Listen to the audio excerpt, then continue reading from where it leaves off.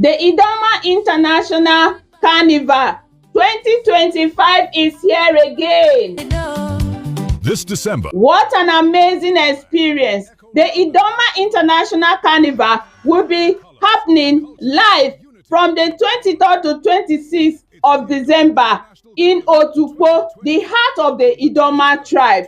Come, let us celebrate. Madam Peace TV, nge habo, Idoma nunwea, awakalopi atoha. And unforgettable cultural displays.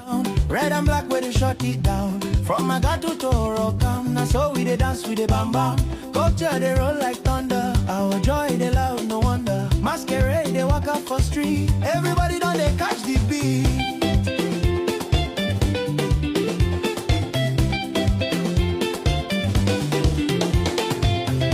Otudoma Agabaidu, Agabaidu, Agabaidu, Agabaidu, Agabaidu, Agabaidu.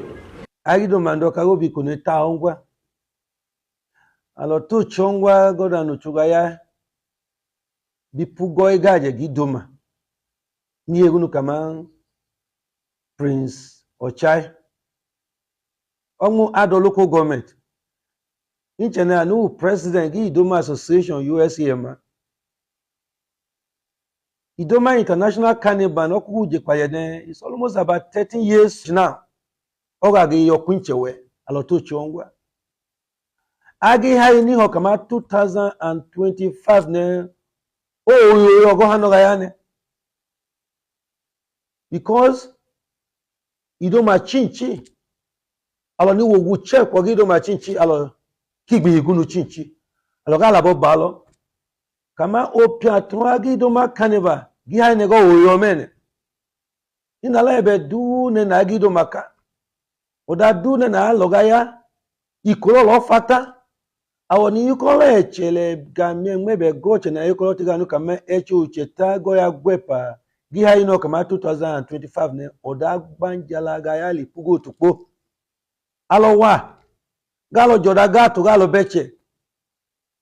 Ijoji galo gi beche. Iku galo gi beche. Ujule ole galo gi beche. Opoto galo gi beche.